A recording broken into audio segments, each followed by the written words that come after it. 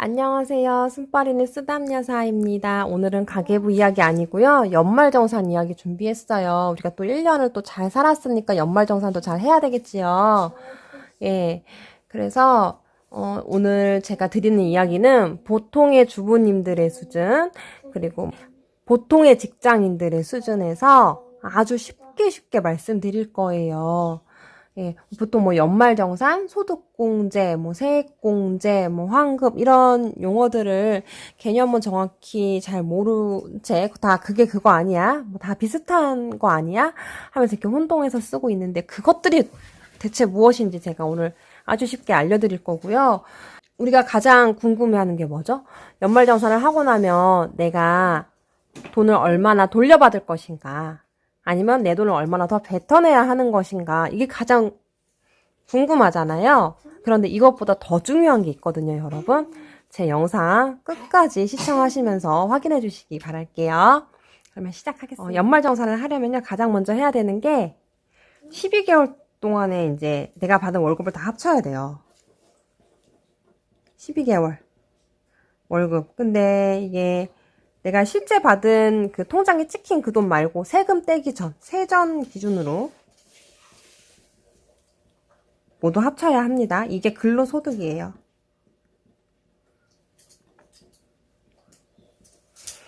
그럼 이 근로소득이 있으면 이 소득에 대해서 세금을 매기는데요. 여기다가 몇 프로를 이렇게 곱하거든요.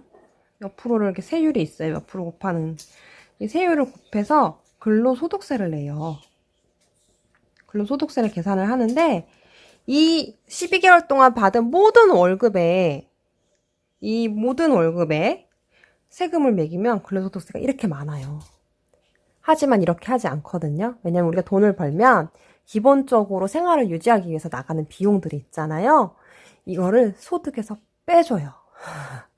소득에서 빼준다. 이게 소득 공제거든요. 그래서 어떤 것들 빼주냐면 부양가족이 있으면 소득을 좀 빼줘요.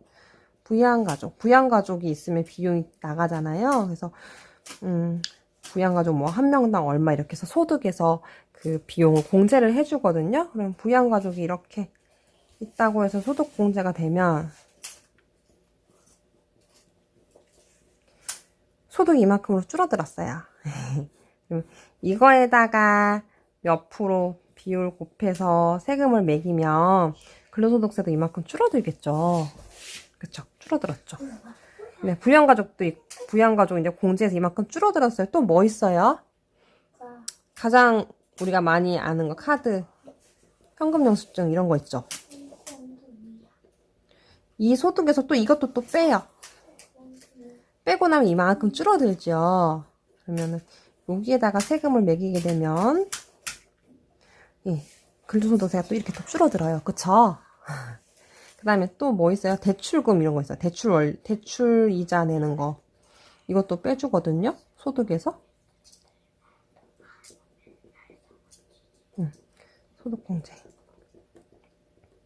그러면 소득이 또 요만큼에서 있다. 이 대출 이자 소득공제를 해주고 나면 요만큼 줄어들었어요. 최종적인 세금을 매기는 소득은 이게 되는 거예요. 이거 말고도 많아요, 여러분. 소득공제 항목은 여러분이 가장 잘 아시는 대표적인 항목을 말씀드린 거고, 그러면 최종적으로 이제 세금을 매기는 소득이 결정이 됐어요. 여기다가 세금 매길 거예요.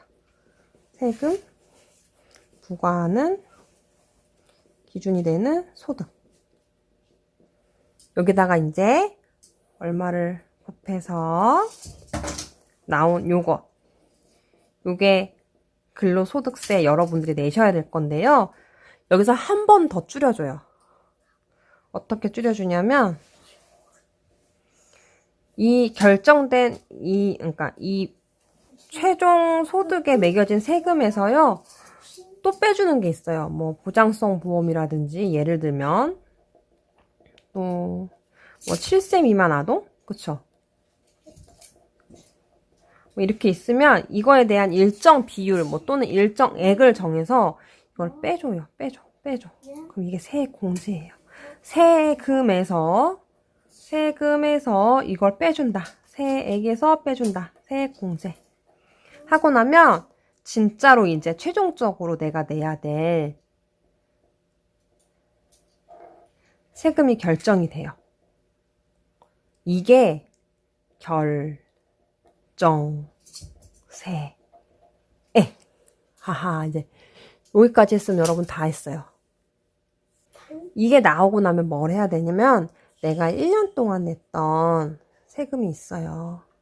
1년 동안 월급에서 근로소득세 또는 갑근세라고 찍히는 데도 있고 1년 동안 내가 이미 납부한 12개월치 근로소득세를 비교를 하는 거예요. 그래서 내가 납부한 것보다 이 결정된 세금이 더 커. 그럼 돈을 더 내야 돼요. 더 낸다. 그런데요, 반대로 요렇게 내가 결정된 세금보다 내가 이미 납부한 세금이 더 커. 이렇게 되죠. 이렇게 하면 돌려받는다.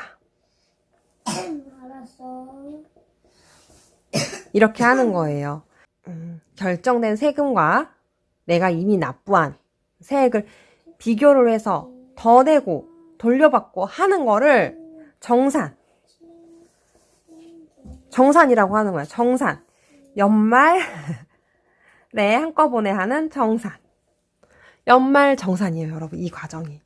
아셨죠? 그러면 제가 말씀드렸어요. 내가 얼마를 더 내는가, 얼마를 돌려받는 것보다 더 중요한 것이 있다. 그게 무엇인지 알려드릴게요. 여러분, 결정세액이요. 90만 원이 나왔다고 생각해 볼게요. 그러면 내가 이미 낸 돈 100만 원이면 10만 원 돌려받겠지요.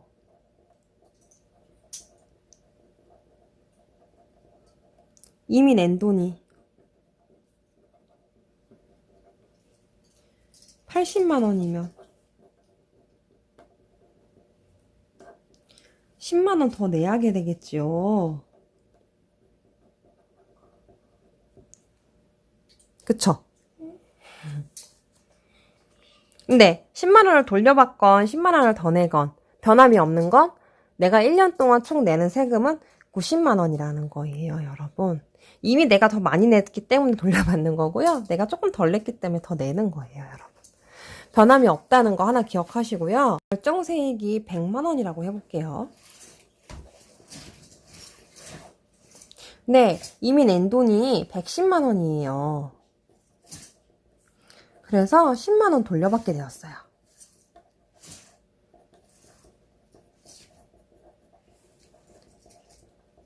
근데 이 친구는 10만 원 더 냈잖아요. 10만 원을 돌려받는 사람과 10만 원을 더 내는 사람. 어떤 사람이 이익이에요? 여러분, 이 사람은 10만 원을 돌려받아서 지금 기분은 잠깐 좋겠지만 결정적으로 1년 동안은 100만 원의 세금을 낸 거예요. 결론적으로. 근데 이 사람은 10만 원을 더 내야 돼서 기분이 좀 안 좋아요. 하지만 1년 동안 총 낸 세금은 90만 원인 거예요. 어느 사람이 더 이익이에요? 1년 동안 90만 원 낸 사람이 이익이겠지요. 예, 그래서 중요한 거는 내가 얼마나 돌려받고 얼마나 더 내는 게 아니에요. 결정세액이 얼마냐, 이 결정세액을 줄이는 게 중요하고요. 이 결정세액을 줄이는 거는 이제 소득공제 항목, 세액공제 항목을 꼼꼼히 봐가지고 빠짐없이 내가 해당하는 서류를 잘 내야겠지요, 여러분. 예. 그래서 이 결정세액을 줄이는 거에 관심을 가지시고 다음 시간에는요, 오늘과 비슷한 느낌이실 거예요. 여러분 오늘 느낌 어떠셨어요? 내가 진짜 어렵게만 생각했던 그런 용어들이 그냥 한눈에 개념이 잡히지 않으셨어요? 내가 12개월 동안 돈을 벌었어. 근로소득이 생겼어. 근데 여기에 세금을 전부 매기진 않아. 이 소득에서 내가 쓴 비용을 빼주는데 그게 소득공제고, 소득공제를 하고 난 뒤에 정해진 소득에다가 세금을 매겨. 근데 이 세금에서도 또 뭘 더 빼준대. 그게 세액공제라고 해. 그래서 최종적으로 결정된 세금을 내가 이미 낸 세금과 비교를 해보는 거야. 비교를 해서 더 내기도 하고 돌려받기도 해. 이거를 연말정산이라고 해. 어때요, 여러분? 한눈에 들어오셨죠? 이것처럼 다음에도 이런 느낌이 될 거예요. 다음번 영상도 우리가 소득공제, 세액공제 항목을 챙기는데 여러분이 잘 이렇게 하시면서 모르고 했던 부분 또는 이렇게 착각하기 쉬운 부분을 짚어드릴 거예요.